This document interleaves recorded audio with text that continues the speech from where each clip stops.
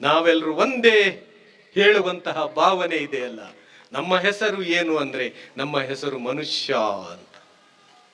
ನನ್ನ ಹೆಸರು ಏನು ಕೇಳಿದ್ರೆ ನನ್ನ ಹೆಸರು ಮನುಷ್ಯ ಅಂತ. ಅದು ಹೇಗೆ? ನನಗೆ ನೋವಾಗ್ತದೆ ಹೇಳುವ ಅನುಭವ ನನಗೆ ಆದ್ರೆ ನಾನು ಜೀವಂತ ಇದ್ದೇನೆ ಅಂತ.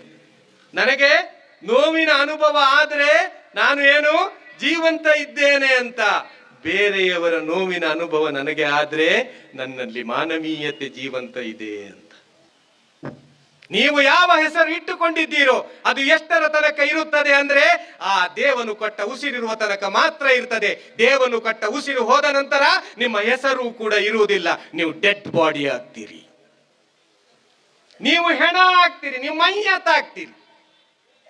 ನಿಮ್ಮ ಹೆಸರು ಯಾರು ಕರೆಯುವುದೂ ಇಲ್ಲ.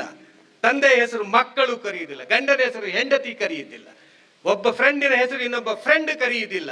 ಯಾಕೆ? ಎಲ್ಲಿ ಹೋಯ್ತು ಹೆಸರು? 50 ವರ್ಷ 60 ವರ್ಷ 70 ವರ್ಷ ಕರೀತೀರಿ, ಆ ಹೆಸರು ಎಲ್ಲಿಗೆ ಹೋಯ್ತು? ಡಾಕ್ಟರ್ ಕೂಡ ಕರೆಯುವುದಿಲ್ಲ.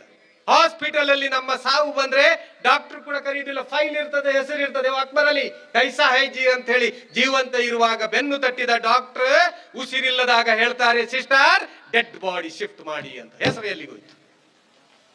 ಎಲ್ಲಿಗೆ ಹೋಯ್ತು ನನ್ನ ನೇಮ್? ಎಲ್ಲಿಗೆ ಹೋಯ್ತು ನನ್ನ ಹೆಸರು? ಹೆಸರು ಹಿಡ್ಕೊಂಡು ಜಗಳ ಮಾಡ್ತಾ ಇದ್ದೀರಾ? ಹೆಸರಿಗಾಗಿ ಜಗಳ, ಜಾತಿಗಾಗಿ ಜಗಳ, ಧರ್ಮಕ್ಕಾಗಿ ಜಗಳ. ಯಾರು ಕಲಿಸಿದ್ದು? ಯಾರು ಹೇಳಿದ್ದು? ಯಾಕೆ? ಏನು 10 ಬಾರಿ ಬರ್ತೀರಾ ಇಲ್ಲಿಗೆ? ಒಂದೇ ಬಾರಿ ಬರ್ಲಿಕ್ಕಿರುವಂತಹದ್ದು, ಒಂದೇ ಬಾರಿ. ಇದಕ್ಕಿಂತ ಮೊದಲು ಬರ್ಲಿಲ್ಲ, ಇದರ ನಂತರ ಬರ್ಲಿಕ್ಕಿಲ್ಲ. ಇದೇ ಫಸ್ಟ್, ಇದೇ ಲಾಸ್ಟ್. ಮನುಷ್ಯರಾಗಿ ಬಾಳೋಣ, ಮನುಷ್ಯರಾಗಿ ಬಾಳೋಣ, ಪ್ರೀತಿಯಿಂದ ಬಾಳೋಣ, ವಿಶ್ವಾಸದಿಂದ ಬಾಳೋಣ, ಆತ್ಮೀಯತೆಯಿಂದ ಬಾಳೋಣ, ಸೌಹಾರ್ದತೆಯಿಂದ ಬಾಳೋಣ, ಸಹಬಾಳ್ವೆಯಿಂದ ಬಾಳೋಣ, ಸಾಮರಸ್ಯದಿಂದ ಬಾಳೋಣ. ಬಾಳೆ ಬದುಕು, ಬದುಕು ಬಂಗಾರವಾಗ್ತದೆ ಈ ರೀತಿಯಿಂದ ಬಾಳಿದ್ರೆ.